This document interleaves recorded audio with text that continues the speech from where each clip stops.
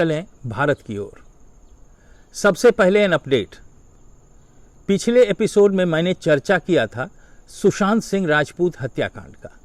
हाँ, यहाँ जिक्र जरूरी है आप सबों के सामूहिक आवाज का, जिसके कारण सुशांत सिंह राजपूत के हत्या के मामले का संज्ञान सीबीआई ने लिया है और जांच शुरू हो गई है।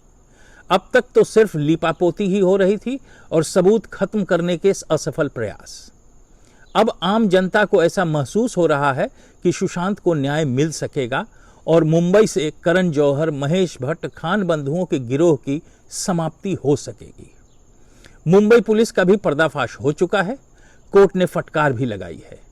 एनफोर्समेंट डायरेक्टरेट ने अलग से रिया से पूछताछ की है, जिसकी साल की कमाई 14 लाख की हो, वो मुंबई में कई फ्लैट कैसे खरीद सकता है। जल्द ही कई खुलासे होंगे। यहां एक खबर आपको बता दूं, कई बड़े नामों का जल्द ही पर्दाफाश होगा। अगले एपिसोड में अहम जानकारी आप तक जरूर लेकर आऊंगा। आप सबों के प्रयास से सुशांत को न्याय मिलेगा, ऐसा मेरा विश्वास है। आप क्या सोचते हैं? हाँ, एक बात और, जस्टिस फॉर एसएसआर ने अमेरिका में भी हर तरफ अपनी आवाज बुलंद की है। चर्चा जरूरी है यहां 5 अगस्त को घटित ऐतिहासिक घटनाओं की, अयोध्या में राम मंदिर के शिलान्यास का और कश्मीर से धारा 370 हटाने के 1 साल पूरा होने का। पहले कश्मीर चलते हैं। 370 और 35A हटे 1 साल हो गए। आइए जानते हैं कि कश्मीर के आवाम को क्या फायदा हुआ। A glimpse. आतंकवाद। Incidents of violence have reduced significantly in Kashmir Valley after August 5, and security forces have achieved major successes against terrorists, and incidents have reduced by about 36%. है ना अच्छी बात? There has been a 40% decrease of involvement of local youth in terrorist activities. A total of 3,68,500 domicile certificates were issued in Jammu and 79,300 in Kashmir Valley. Over 10,000 vacancies at all levels have been identified for recruitment in various departments in the first phase. The Union Territory Administration has decided to provide reservation to Pahari speaking people 4% and economically weaker sections 10%. Interestingly, this was not available to people of Kashmir earlier with 370 on. 15 power projects were initiated and foundation store for another 20 worth rupees 10,000 crores on September 2019 were done. Do you think it to be a good start? But in an important issue which needs to be answered here, the issue of the Kashmiri Brahmins who were chased away from the valley.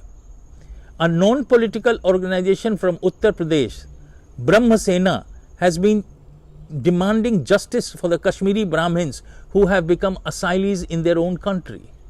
They are to launch agitation on a national basis demanding justice for the Kashmiri displaced people. Ram मंदिर। अगर अगस्त 5, 2020 भारत के इतिहास में एक ऐसा दिन है जिसे स्वर्ण अक्षरों में लिखा जाएगा। अगर कहें कि यह दिन भारत के सांस्कृतिक पुनर्जागरण का दिन है तो अतिशयोक्ति नहीं होगी। अगर हम गौर से देखें तो अयोध्या मंदिर का मामला सिर्फ एक मंदिर का मामला नहीं है, बल्कि ये भारत के सांस्कृतिक पुनर्जागरण का मामला है, जो भारतवासी सदियों से चली आ रही दास्ता, अन्याय, दमन और उत्पीड़न की जंजीरों को तोड़कर आजाद हुआ है और जिसकी तुलना हम अमेरिका में चल रहे ब्लैक लाइव मैटर प्रकरण से कर सकते हैं। फैजाबाद के मुसलमान भाई तो राम मंदिर के पक्ष में थे, लेकिन कम्युनिस्ट इतिहासकारों ने सारे माहौल में कम्युनल रंग डालकर हेट्रेड का बीज बो दिया, यह कहकर कि राम तो काल्पनिक है। इससे हिंदुओं की आस्था को ठेस पहुंची।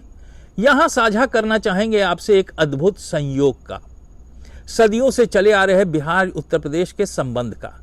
साक्षी है भारत, क्योंकि इस ऐतिहासिक भूमि पूजन में एक तरफ जहां बिहार मिथिलांचल स्थित बेगूसराय के बेटे डीआईजी दीपक कुमार अयोध्या की सुरक्षा का जिम्मा उठा रहे थे, वहीं मधुबनी के बेटे अनुज झा प्रशासनिक व्यवस्था का भार उठाए थे। इतना ही नहीं, मुख्य पंडित की भूमिका में भी बेगूसराय के ही बेटे वेदाचार्य पंडित गंगाधर पाठक थे।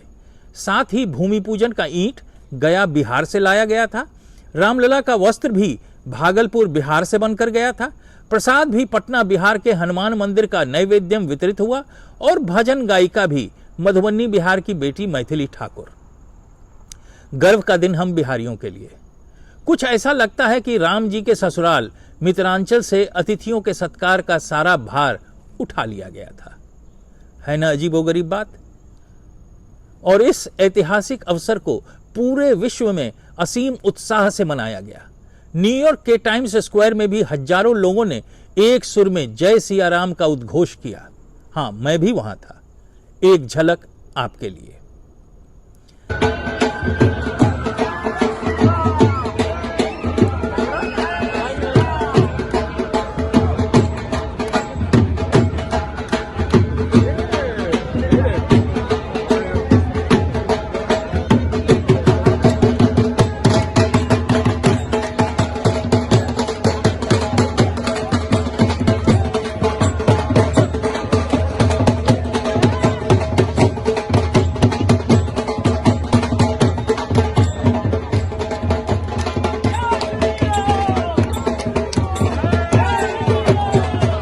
आप सबके प्रयास का ही असर है कि आईपीएल से चीनी कंपनी वाइवो ने अपना स्पॉन्सरशिप वापस ले लिया है।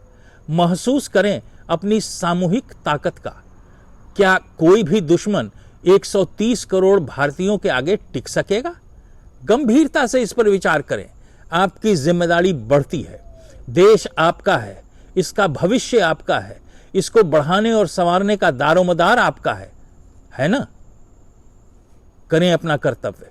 और इन सब से अलग खबर जिसे जानकर आपका सर फक्र से ऊंचा हो जाएगा और एक भारतीय होने पर गर्व भी होगा। भारत बना रहा है दुनिया की सबसे ऊंची सड़क। सीमा सड़क संगठन BRO ने जम्मू कश्मीर के लद्दाख में मोटर वाहन चलने लायक दुनिया की सबसे ऊंची सड़क बनाई है। यह सड़क 19,300 फुट से अधिक की ऊंचाई पर स्थित है। जानकारों का कहना है कि इस सड़क से चीन की हरकतों पर सीधी नजर रखी जा सकेगी। आपको क्या लगता है कि मौजूदा सरकार ये ठीक कर रही है? हमें अब तक यह समझ में नहीं आया कि ये काम पहले की सरकारों ने क्यों नहीं किया। क्या आपको भी ऐसा लगता है? साझा करें अपने विचारों का। तो लाइक करें, चैनल को सब्सक्राइब करें ताकि अगले एपिसोड की सूचना आपको पहले मिल सके। तब तक के लिए जय भारत, जय हिंद।